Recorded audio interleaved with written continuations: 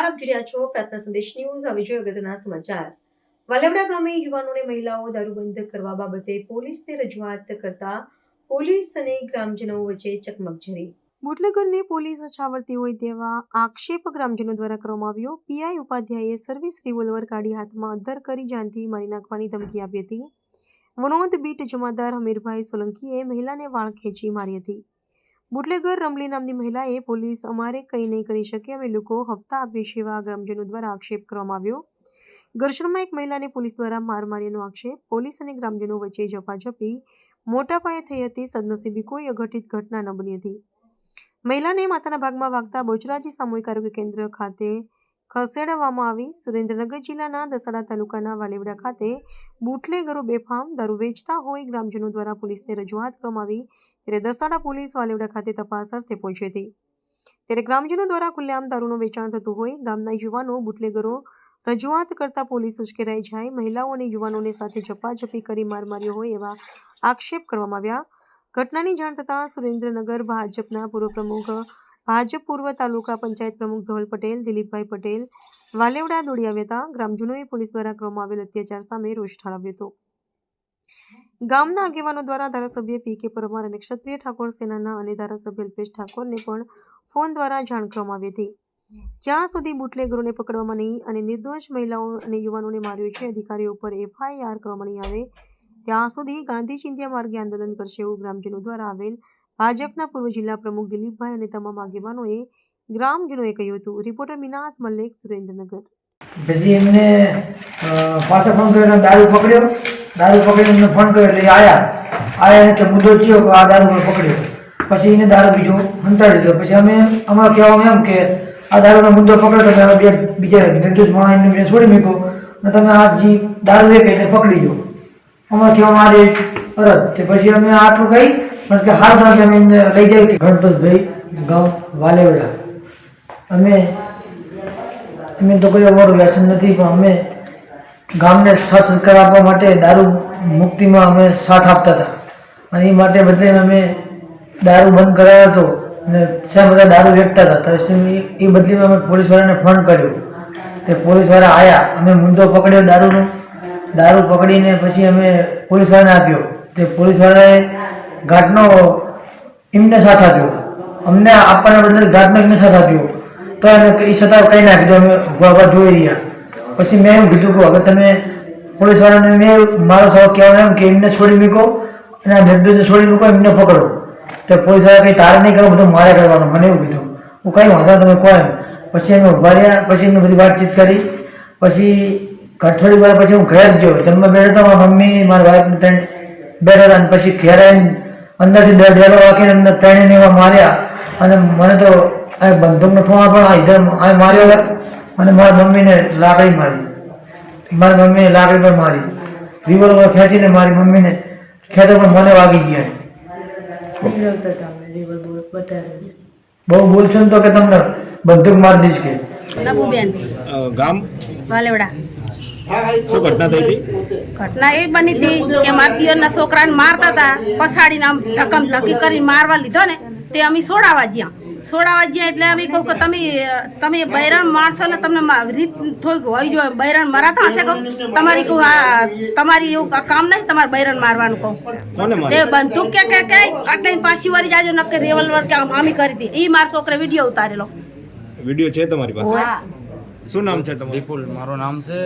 આજથી મતલબ શું ઘટના બની હતી? ઘટના બની કે 10 દિવસથી 30 દિવસ પહેલાં અમે અરજી આપી હતી મેં મારા ભાઈએ ગામમાં દારૂ બંધ કરવા માટે. મતલબ બહુ ચાલતો હતો બુટલેગર ગામો ગામ બધા 70% દારૂ વેચે અમારા ગામમાં. તે અમે મતલબ અરજી આલી, બધાના દારૂના નામ લખાયા અને તાકણ દસાડા અરજી આલવા ગયા ને તે પોલીસવાળાએ એમ કીધું કે અત્યારે પીએ હાજર નહીં. પીએ બેઠો હતો અંદર તો એમ કીધું કે અમને કે હાજર નહીં. અમે અંદર જ્યાં મૂતડીમાં તો અંદર સામે પીઆઈનું રૂમ હતું. મતલબ જોયે ને તે પીઆઈ અંદર જ બેઠા હતા. ઓલા ભરત સાહેબે એમ કીધું કે પીઆઈ અત્યારે હે નહીં. અમે અંદર ગયા ને તે એમને બોલાયા અમને કે આવો તમે. અને અમે કીધું કે આવી રીતના હે દારૂ વેચાય અમારા ગામમાં બધે કણ. બધાના નામ અમને કે તમે નામ આપો. અને અમને એમ કહેશે કે તમે ઘર બધાના બતાવજો અમારી ગાડીમાં બેસી. એટલે ગાડી બેસીને મેં બતાવ્યા બધાના. મતલબ મૂન માર ભાઈ ગાડીમાં બેઠા અને એમાં મતલબ બધાના ગામમાં બધાના ઘરે ફર્યા 7-8 જણાના. એમાંથી 4 જણાના દારૂ પકડાયા, મતલબ 10 કેરબા પકડાયા હતા અમે. 10 કેરબા પકડાયા ને તે મતલબ આવી રીતના બીજી વાર મતલબ ફોન કર્યો અમે, બીજી વારે અમે દારૂ પકડાયો. 4 કેરબા પકડાયા હતા. 4 કેરબા અમે જોયું હતું, 4 કેરબાના અમારા પાસે ફોટા હતા અને અમે પોલીસવાળાને ફોન કર્યો કે 4 કેરબા હે આંકણ આવો. તો 2 કલાકે પોલીસવાળી આવીને પોલીસવાળા મતલબ બુટલેગરને કહી દીધું ફોન કરીને કે બુટલેગર કાલે પમદી અમને એમ કહેતો હતો દારૂ પીને કે અમે બુટલેગર પોલીસવાળાને હપ્તા લે છે 5 લાખ રૂપિયા કે. અમારામાં ફોન આવી ગયો તો 4 કેરબા અહીંયા કણ હતા દારૂના, છતાં એક જ કેરબો અહીંયા વધ્યો હતો સેલ લે. અમારી પાસે પ્રૂફ છે, ફોટો બધી પાસે. શું નામ તમારું? મારું નામ શૈલેષ છે, શૈલેષભાઈ, ગામ વાલેવડા. અમે અત્યારે એક જણાનો દારૂ પકડાવા અમે પકડ્યા, 2 જણાને દારૂ લઈને નીકળતા રમીલાબેનનો તે અમે પકડ્યા અમે, અને પછી પોલીસને ફોન કર્યો. તો અમે ફોન કર્યો તો પોલીસ કે અમે આવી 10-15 મિનિટમાં. પોલીસ આવી પણ અને દારૂ પણ અમે મુદ્દા માલે પકડાયો એમને, અને એ 2 જણાને પકડાયો. તે પોલીસને મેં એમ કીધું ખાલી પોલીસને મેં એમ કીધું કે આમના ઉપર FIR થાય તે કે તારે દસાડા આવવું પડશે, તારે પંચનામામાં સહી કરવા. તે મૂકો સારું અમે આવી જાઉં દસાડા. તે પોલીસવાળા નીકળ્યા અને પછી મેં વાહીને ફોન કર્યો કે અમારે દસાડા આવવાનું સહી કરવા પંચનામા. કે હા ના તું જોગણીમાન મંદિરે આવી જાય એકલો. હું એકલો મંદિરે ગયો, તે 2 ગાડીઓ આવીને બધા કોરમોર થઈ ગયા ધોકા લઈને, અને PI મારી સાથે ચાલીને સીધી 3-4 ધોલ છોડી દીધી અને બાલ ચાલીને નીચે પાડી. અને મને કે આખા ગામનો ઠેકો ત્યાં લીધો, ઘડે વડે ફોન કરે અમને કે દારૂ બંધી ના. અને બુટલેગરો અમને સામે આવીને કહી દે કે અમે 5 લાખ હપ્તો ભરીને આમ ભરવીને તારું કંઈ ના હેડે અમારી જોડે. અમારો PI જોડે ખૂબ કોન્ટેક્ટ જ છે કે PI તારો ખૂટલે જ છે, હપ્તા ખાય જ છે કે. મારું નામ ઠાકોર વિષ્ણુભાઈ ગોવાભાઈ છે, ગામ વાલડા, તાલુકો દસાડા, જિલ્લો સુરેન્દ્રનગર. અમે 2 ડિસેમ્બર 2025ના રોજ પોલીસ સ્ટેશનમાં અરજી આપેલી કે અમારા વાલડા ગામમાં દારૂનું વેચાણ બહુ વધારે થાય છે. ઇંગ્લિશ દેશી ખુલ્લેઆમ વેચાણ ચાલુ હતું. તો અમે 50થી 100 લોકોએ અમે અરજી આપી 2 ડિસેમ્બરે. તો 3 ડિસેમ્બરે પોલીસે વાલડા ગામમાં હાજર થઈ. પછી જ્યાં દારૂ વેચાતો હતો ત્યાં આગળ અમે પોલીસને લઈ ગયા. પોલીસ દારૂ તપાસવામાં નામંજૂર કરતી હતી, પણ અમે લોકોએ બળજબરીથી પોલીસને દારૂ બતાવ્યો, બરાબર. પછી પોલીસને દારૂ બતાવ્યા પછી પોલીસને દારૂ એ કેરબા અમે જાતે ફોડ્યા. પછી જે ઘરમાં દારૂ વેચાતો હતો તે ત્યાં આગળ લઈ ગયા. છતાં પોલીસ દારૂનો પ્રતિબંધ જે હતો છતાં એમાં મતલબ અણગણતી હતી કે અમે દારૂ નહીં કરાવી એમની રીતે. પછી અમે દારૂ બતાવ્યો એમને. પછી જે આ મારું ઘર છે, મારી ઘરની બાજુમાં જે રમીલાબેન બાબુભાઈ ઠાકોર કરીને દારૂ વેચાણ કરે છે, એ ખુલ્લેઆમ દારૂ વેચે છે, ઇંગ્લિશ અને દેશી બંને. પછી અમે વારંવાર એને કહેતા કે ભાઈ તું દારૂ બંધ કરી દે. તો કે તમે મારું કંઈ તોડી નહીં શકો, અમારી પોલીસમાં એટલી ઓળખાણ છે, બરોબર. રમીલાબેન બાબુભાઈ, આ ખુદ કેનેરા મારી સામે. પોલીસમાં કોણ છે? પોલીસમાં અમીરભાઈ છે, પછી હા ઉપાધ્યાય સરબી છે જે PIમાં છે, બરોબર. એ તો હપ્તા આપે છે, એ તો એમને બી ખબર છે. પછી અમે કીધું કે હવે અમારું તો કંઈ ચાલે એમ છે નહીં.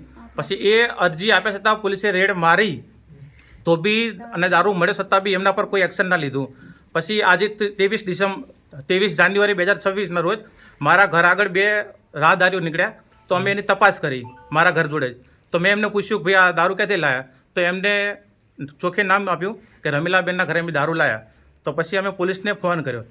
પોલીસ આવી, અમે દારૂની 6 થેલીઓ પકડી હતી. તો 6 થેલીઓ દારૂની પકડી અને બતાવી દારૂની. તો પછી પોલીસમાં PSI હતા, નામ મને ખબર નહીં PSIનું, પણ એમને કીધું કે તમે દારૂ બતાવો. તમે એમને દારૂ બતાવ્યો. દારૂ બતાવીને પછી એમને અમે ઘરની તપાસ કરવા મોકલ્યા. તો તપાસ કરવા માટે ગયા, પણ એમને દારૂ મળ્યો નહીં. પછી અમે એમને પ્રૂફ આપ્યું કે તમે આ ભાઈને જે દારૂ વેચે એમના ઉપર કોઈ કેસ કે દાખલ કંઈ નહીં કરો. તો કે ના અમે કેસ દાખલ કરશું, પણ ક્યારે કે આ બંને જે સાક્ષી અમે પકડ્યા છે એ અમને સ્ટેટમેન્ટ આપશે તો અમે કે એમના ઉપર કેસ કરશું. તો પછી અમે કીધું કે જો આ ભાઈ બંને જે બેઠા છે એમને છોડાવી દો. તો કે ના અમે એમને ના છોડીએ. તો ચલો વાંધો નહીં, ના છોડીએ.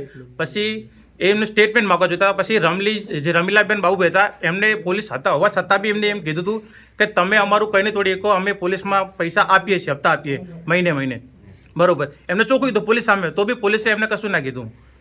પછી ફરીવાર પછી પોલીસે કીધું કે તમારા સ્ટેટમેન્ટ જે આપવાનું છે તમારે 2 જણ લોકોને દસાડા અત્યારે આવવાનું છે. તો હું અને શૈલેષ બંને જવાના હતા, પણ હું પાણી પીવા ઘરે ગયો અને શૈલેષને અચાનક ફોન આવ્યો PIનો કે તું જોગણીમાના મંદિરે આવી જા. અને હું ઘરે નીકળી ગયો અને એ મને લીધા વગર શૈલેષ બાજુમાં હતો, આ ભાઈ શૈલેષ છે, અને મને કીધા વગર એ નીકળી ગયો જોગણીમાના મંદિરે. પછી ત્યાં આગળ જઈને આ ભાઈને બંને ગાડીઓ વચ્ચે ઊભો રાખીને 7 થી ઝાલીને 4 થી 5 ધોલો માર્યા ભાઈને, બરોબર. પછી પાછા ગામમાં આવ્યા પોલીસવાળા. પછી જે ગણપતભાઈ ચંદુભાઈ છે, જે એમનો કોઈ વાંક જ નહીં. અમે અમારું ગ્રુપ ઠાકોર સમાજનું કોઈ ગ્રુપ છે કે જે અમારા ગામમાં દારૂ વેચાણ પર પ્રતિબંધ હોવો જરૂરી છે. તો અમે લોકો જે આખું ગ્રુપ બનાવ્યું હતું, એમાં ચંદુભાઈનો છોકરો છે ગણપત, એના ઘરે જે બિચારો જમવા બેસતો હતો અને જમવાના ટાઈમે પોલીસવાળા ઘરમાં આવી ગયા. એમના મમ્મી, એમના વાઈફ, એમના નાના ભાઈને બધાને માર્યો છે, બરોબર. અને પછી લડતા લડતા એ લોકો બહાર આવ્યા. પછી અમારે એક કાકી છે, ક્યાં ગયા? અરે હવે બાજુમાં ઉતારો. એ પીઆઈ સરે રિવોલ્વર નીકાળી અને રિવોલ્વર સાથીએ ઠોકીને કીધું કે આગી પાછી પણ નહીં કર કે ગોળી મારી દઈશ કે, બરોબર. પણ આમની હિંમતને દાદ જેવી જોઈએ કે ગોળી મારી દે. પછી એમને હવામાં રિવોલ્વર બી દેખાડી, એનું પ્રૂફ બી અમારી સામે છે, બરોબર. અમારું તો એક જ કહેવું છે કે આ જે બુટલેકરોથી દારૂ વેચે છે, બરોબર, તો એમના પીઆઈનો મતલબ પોલીસવાળાનો ફૂલ સપોર્ટ છે. એના કારણે આ લોકો દારૂ વેચે છે, નહીંતર આ દારૂ વેચી ના શકે. અમારા ગામમાં ફૂલ આગેવાન કો બધા કુટલ ને અને અમારા ગામ એક મિનિટ આગેવાન પોલીસ અને બુટલેકરો સાથે મળીને દારૂ વેચાણ કરાવે છે, બરોબર. અમે લોકો જ્યારે વારંવાર રજૂઆત કરીએ છીએ તો અમારા ઉપર ગુનો દાખલ કરે, અમારા ઉપર કેસ દાખલ કરે છે અને અમને લોકોને મારે છે. ગામ છે ગામ વાલેવડા. જ્યારે અમે ફોન કર્યો ત્યારે અમે દારૂ પકડવા માટે ફોન કર્યો હતો. તે અમે ફોન કર્યો એટલે એમને પોલીસવાળા કે હાલ અમે આવીએ. એટલે કલાક થઈ, 2 કલાકથી પાછો ફોન અમે કર્યો કે હાલ જ આવીએ. પછી અમે દારૂ પકડીને બહાર રાખ્યા હતા 2 ભાઈને. દારૂ પકડ્યો એટલે પછી એને પકડીને અમે લઈ જાય અહીંયા. તો પછી પોલીસવાળા કે તમે અહીં ઉભા રહો, કોઈ એક કે ના આવતા અહીંયા. તો અમે બધા અહીંયા ઉભા રહ્યા. તો પછી દારૂ ગોતવા ગયા, દારૂ મળ્યો નહીં. પછી અમે અમને દારૂ લઈ અને મુદ્દો દેખાડ્યો, ફોટા પાડ્યા, એમને વિડીયો ઉતાર્યો. અને પછી કે સારું તમે બધાને જાઓ, અમે તો અમારી રીતે અમે કરશું. હું કહું એમ નહીં, આનો કેસ તમે દાખલ કરો, નહીં તો આનો કંઈક સજા આપો. તો કે એમને નહીં, આ 2 જણ જે નિર્દોષ માણસ હતા એમને પકડીને બેસાડી દીધા. જે વ્યક્તિ તેને ના બેહાડી અને એને ગાંઠને એવું કીધું કે તું જતી હાલે, જે વ્યક્તિથી ગાંઠને એને આવું કીધું. તો પછી અમે કંઈ બોલ્યા નહીં.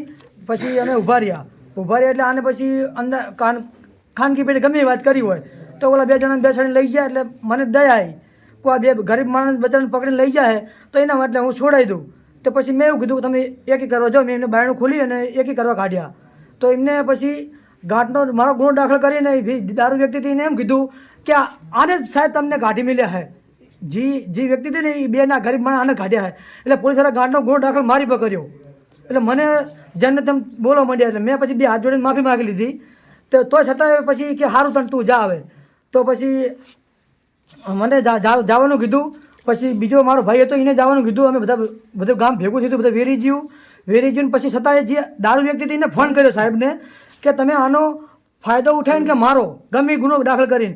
તો હું ઘરે બેઠો હતો અને મારા ઘરે આવ્યા. મારી વાઈફ હતી, મારી મમ્મી હતી.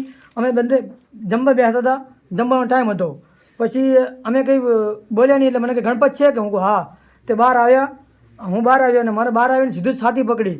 મને કે તો દારૂ પીધો છે. મારા જીવનમાં મેં કોઈ દેહ નહીં સંભળાયો. તો મને છતાં દારૂ બાને મને અહીંયા મારવા માંડ્યો, બહુ જ માર્યો. એટલે મારું મોઢું પર ઉજવડી દીધું અને કંઈ બોલ્યો નહીં હું. તોય છતાંય હું આવો ગુનો દાખલ કરી મને માર્યો, દારૂના બાના કરીને. પછી મને ઝેડીને લઈ ગયા. પણ મારી મમ્મી આડી પડીને તો મારી મમ્મીને પણ ધોકો માર્યો. મારી મમ્મીને દર્દ છે, 2 વખત હાર્ટ એટેક આવી ગયું છે અને આ 3જી વાર હવે બહુ ગંભીર ઇજા માથામાં વાગી છે. એટલે એટલા માટે કે હું મારા દરેક મિત્રોને એમ કહું કે અમારી સહાયતા કરો અને અમને આટલી આમ જય હિન્દ કરાવો અને આમનો હે ને નાશ કરાવો. બીજું કંઈ મારે જોતું નહીં. મને આટલો ન્યાય આપો, મારા હે ગુરુ, મને ન્યાય આપો. પ્રાર્થના સંદેશ ન્યૂઝની તમામ લેટેસ્ટ અપડેટ્સ માટે ચેનલને હમણાં જ લાઈક, શેર અને સબસ્ક્રાઇબ કરો.